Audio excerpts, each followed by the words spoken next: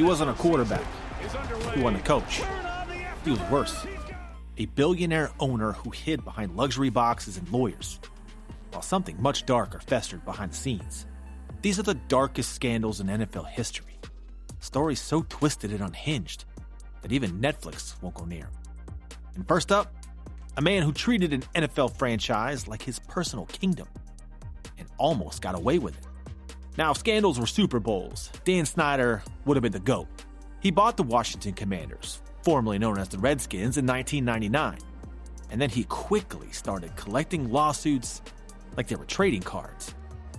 Employees even accused him of running a frat house disguised as a billion-dollar NFL franchise. During his reign as owner, over 40 women spoke out about egregious behavior, with allegations ranging from cheerleaders being forced into topless photo shoots to executives reporting constant sexual harassment from the team owner. But it didn't stop there. Snyder allegedly withheld ticket revenue that was supposed to be shared with other teams. He cooked the books and lied to sponsors. The situation got so bad that Congress itself started investigating the team's workplace culture. And Snyder, he couldn't be bothered to attend the federal hearings, and later testified under oath on a yacht in Europe. The investigation resulted in nothing but a measly $10 million fine, and his wife was made to take over day-to-day operations. Despite his criminal conduct, Snyder wasn't ousted until 2023, when he sold the team for $6 billion. He got no jail time, no criminal charges, just an even fatter bank account, and a spot on the Powerful Men Who Were Above the Law Hall of Fame. And if Dan Snyder's scandal proved the power protects the corrupt, wait until you hear about an NFL legend whose scandal isn't about locker rooms, but billions of dollars meant for the poorest, being funneled straight into his own personal dreams. He was the Golden Boy, Hall of Famer, Wrangler jeans model, Mr. All-American. Then, one day, he was caught asking if the media would find out about $5 million in stolen welfare money. Now, why on earth would one of the greatest quarterbacks in NFL history want or need $5 million in stolen welfare money? Brett Favre, of all players, wanted to buy a volleyball arena at the University of Southern Mississippi. Not out of generosity, but because his daughter played there. And the money? It came out of Mississippi's welfare fund, which is supposed to help the poorest people in one of the poorest states in the country. So how did he even get it? Favre got in good with state officials who worked with a nonprofit who received welfare money, called the Mississippi Community Education Center. They diverted over $5 million in federal welfare funds and pushed it towards Favre's pet projects, including the random volleyball arena at Southern Miss. The payments were sent to the nonprofit disguised as legitimate grants. Now, later he must have pissed off one of his connections on the inside, because deep in the process of the money transfer, a state auditor blew the whistle and leaked texts with Brett that said things like, "Is there any way the media could find out?" He was cooked. The media swarmed and took down the former Super Bowl champion with a few screenshots and a damning paper trail of hard evidence against him. Yet Brett still maintained that he was completely unaware that the funds weren't actually used for the good of the Mississippi people. He was like, "Guys, I know it's in writing that I knew, and I know there's a paper trail of evidence saying that I knew, but I promise, I didn't know. Take my word for it." Okay, Brett, whatever you say. After the truth was revealed, Favre wasn't criminally charged. Actually, he was the one to take legal action, suing reporters who said that he knew all along where the money came from. Classic. And then he suddenly dropped most of those lawsuits. Can we say under the table settlements? In the end, Favre never got his dream volleyball gym. He was never criminally charged, he never paid the money back, and he never answered questions on camera about it. The documentary world was silent. We can only imagine what agent had to go to war to keep this swept under the rug. But Mississippi taxpayers had something to say. In time, the state filed lawsuits to recover the money, dragging Favre's guilty behind into court to force repayment. He still denied wrongdoing, and the legal battle is ongoing today. From millions disappearing in the shadows to a rising star's night that went up in flames, this next scandal didn't just break the rules, it burned everything to the ground. Henry Ruggs had speed. I mean, first-round pick speed. The Las Vegas Raiders star in the making kind of speed. But one night after a party, Ruggs clocked 156 miles per hour in his Corvette on a busy city street outside of Vegas, while seriously drunk. He slammed into the back of a Toyota RAV4, and it immediately exploded into a massive ball of flames. The victims in the car were 23-year-old Tina Tinter and her dog Max. They were burned alive on the scene.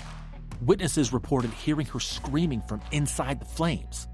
An absolute chilling ending for a beautiful young girl, gone far too soon. Ruggs was arrested on the spot. He apologized and pleaded guilty to felony DUI resulting in death and vehicular manslaughter. Now he's serving 3 to 10 years in prison, and the Raiders have wiped him from their memory like he never existed. As for the NFL's reaction to the tragedy, they didn't say much. The media stopped covering it after the verdict and swept it under the rug like a bad play call no one wants to relive on film review. Ruggs' career-ending mistake was his ultimate downfall. But wait until you see how some stars manage to keep their darkest demons locked away. At least until the cameras start rolling. Back in 2018, this player was one of the NFL's brightest young stars. A key weapon in the Patrick Mahomes-led Chiefs offense and the league leader in rushing yards. But one night, this player found himself in a Cleveland hotel hallway in a heated argument with multiple women. The conflict escalated quickly as he angrily shoved one woman to the ground and then kicked another who had fallen while trying to de-escalate the situation. And then somehow, no one found out about the altercation. Kareem Hunt went on to play half the season like nothing happened and racked up 14 touchdowns in 7 games. But if there's anything we know for sure, it's that karma's gonna track you down like a pissed-off linebacker on 3rd and short. Months after the incident, TMZ released the shocking hotel security footage showing Hunt in the act of physical assault on multiple women. And it wasn't a blurry, up for interpretation clip either. It was crystal clear, time-stamped, and brutal to watch. Game over for Hunt's career. Or so you'd think. Following the release of the video, the Chiefs claimed they never even seen the footage. Hunt told reporters he was just defending himself. From a 120-pound woman half your size? Sure thing, Kareem. Whatever. Kansas City cut him the same day. His career looked like it was dead. But less than a year later, none other than the Cleveland Browns scooped him up and gave him a shining second chance. They've got a knack for players with a rap sheet, don't they? Hunt served an 8-game suspension and went back to scoring touchdowns like nothing ever happened. And apparently, Cleveland has a type. Because after Hunt, the Browns opened their wallet in a big way for another controversial player. One with a scandal so wild, it made headlines in every major news outlet for over a year. And you've never heard it like this. 66 massage therapists in 17 months. That's how many therapists this player booked appointments with in just over a year. That's almost 4 new therapists a month. And as we all know, when you find a good massage therapist who knows how to drop the hammer, you hold on to them like your life depends on it. So this behavior was fishy to say the least, and raised some serious concerns about the nature of his interactions in massage therapy. Then, in March of 2021, 22 brave women came forward, all massage therapists, all accusing Deshaun Watson of sexual misconduct and assault. Their stories were incredibly similar. The crazier part is that the Houston Texans were accused of enabling Watson's actions by providing him with access to massage therapists and non-disclosure agreements, helping facilitate his misconduct. Civil suits flew in, and investigations were launched. Despite the numerous allegations and piling evidence, 2 Texas grand juries declined to charge Watson criminally, saying there wasn't enough evidence to press charges. Watson would go on to settle 23 of the 24 civil lawsuits filed against him. Go figure. No charges, no trial, and nothing to vindicate the 22 women who strongly and vulnerably came forward about their abuse. Watson walked away unscathed, with nothing but an 11-game suspension and a $5 million fine. What would happen next is absolutely mind-blowing. You know, you'd think teens would steer clear of a clear sexual assailant with a complete disregard for law and respect. But apparently no one is too far gone for a franchise as desperate as the Cleveland Browns.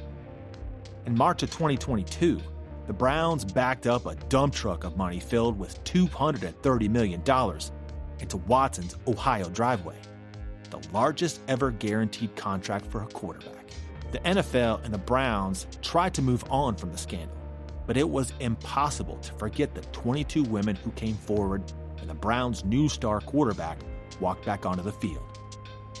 And backed by unpopular demand, this isn't the next player's first time on our countdown. Seriously, bro? This time it's about a scandal involving a phone and another sinister NFL cover-up that'll leave you absolutely shook. In 2008, the New York Jets were in the middle of another mediocre season led by a morally questionable quarterback, when Brett Favre allegedly sent inappropriate messages and pictures to Jen Sturger, a Jets game day host. Sturger and Brett had never even met in person and had no personal relationship whatsoever. Some dudes just have absolutely no shame and too much ego for their own good. Jen Sturger didn't ask for it.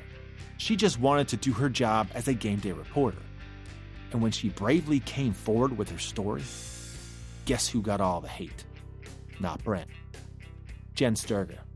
When the scandal spread, online trolls ripped her apart.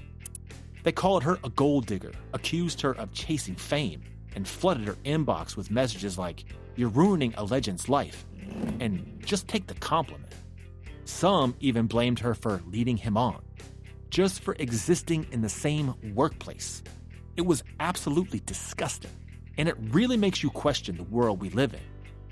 And Favre, after committing clear sexual harassment against a fellow league employee, got nothing but a slap on the wrist and a $50,000 fine from the NFL, once again proving that in the NFL, talent outranks accountability. And if you can throw a football, you can throw out the rule book too. If the league's response to Brett Favre was light, what happened in this next scandal was a closed fist punch to the public's trust. One elevator, one video, and one moment that changed everything for one player. And for the NFL. This player's story was traumatic even before an incriminating video dropped. He grew up in New Rochelle, New York, where his father was tragically killed in a drive-by shooting when he was just 1 year old. Later on in life, at age 11, he would suddenly lose a second father figure to a car accident. This player also witnessed regular violence at home and in his community as a child. These early blows definitely left emotional scars and would define his youth and perspective. Fast forward to September 8, 2014, the day that would change his life and career forever. Ray Rice was at the height of his career, in his 6th season in the NFL.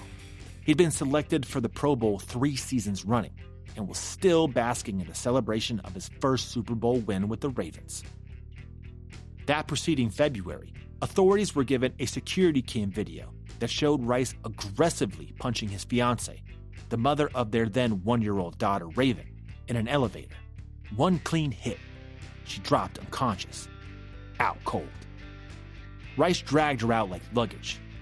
And he had to have known he was in serious trouble, because the first call he made wasn't to a doctor or a family member, but to his lawyer in Beverly Hills. Rice was charged with third-degree assault, and the full video wasn't released to the public. So what did the always evasive NFL do after learning of the charges?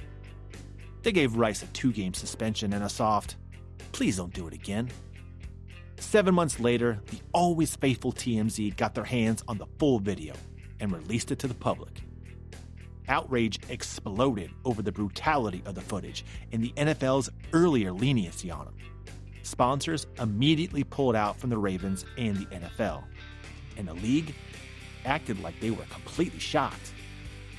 But now that money was involved, the NFL was forced to face the reality they've always tried to avoid. The Ravens immediately terminated Rice's contract, and the NFL suspended him indefinitely. Isn't it about time that one of these players felt the consequences of their actions? As Rice's story shows us, accountability in the NFL is hard to get a hold of. But our next player saga takes that failure to a mind-blowing and sickening level.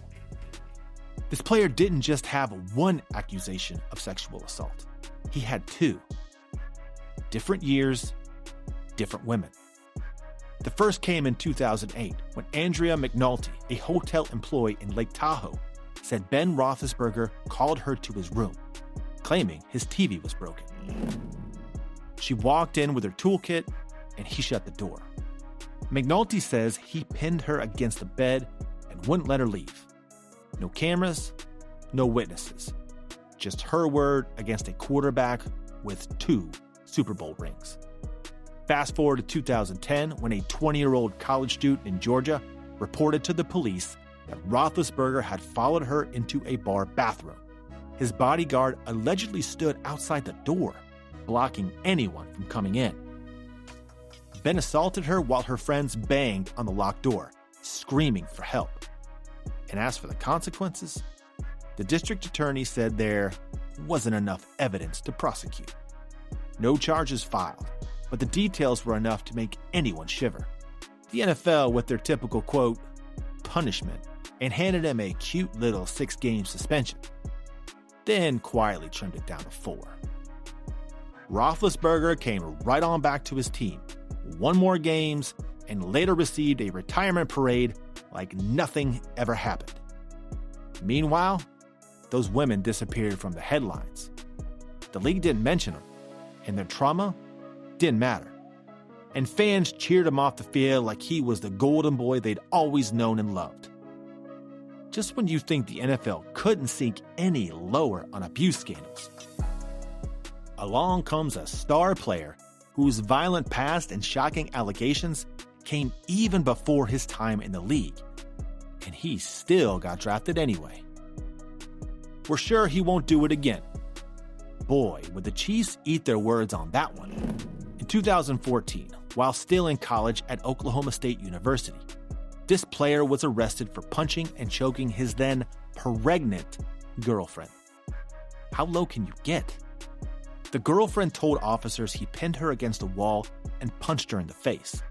The player pled guilty to domestic assault and battery. Oklahoma State dropped him without hesitation. Imagine a program that dishes out consequences proportionate to a player's actions.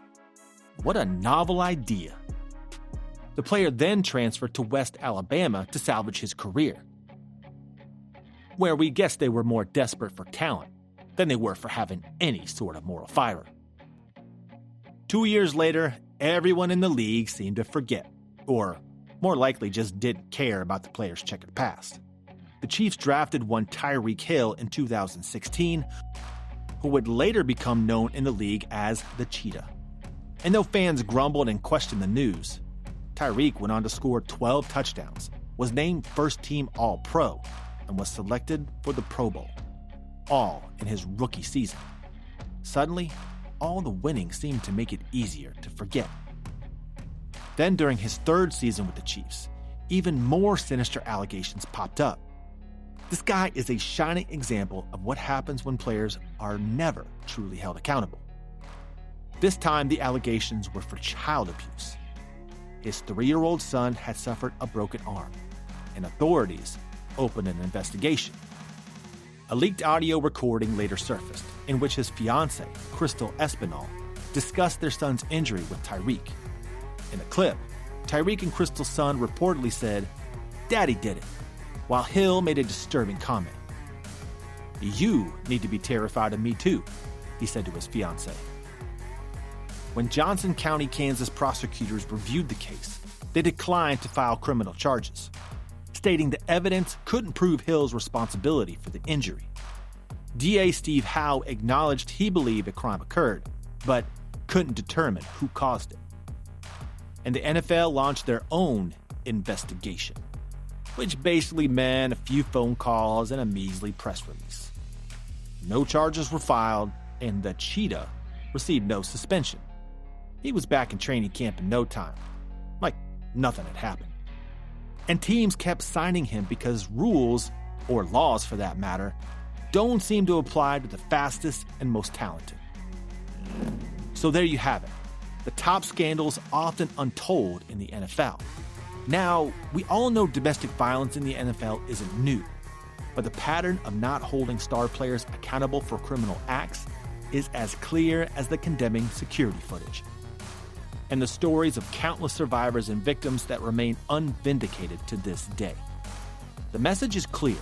As long as you perform on Sunday, the rest can be ignored, and the rulebook can be shredded to pieces. If this got your heart racing, wait till you see what's next. Hit that subscribe button and bell for notifications so you never miss a tackle drill story that could shake the league.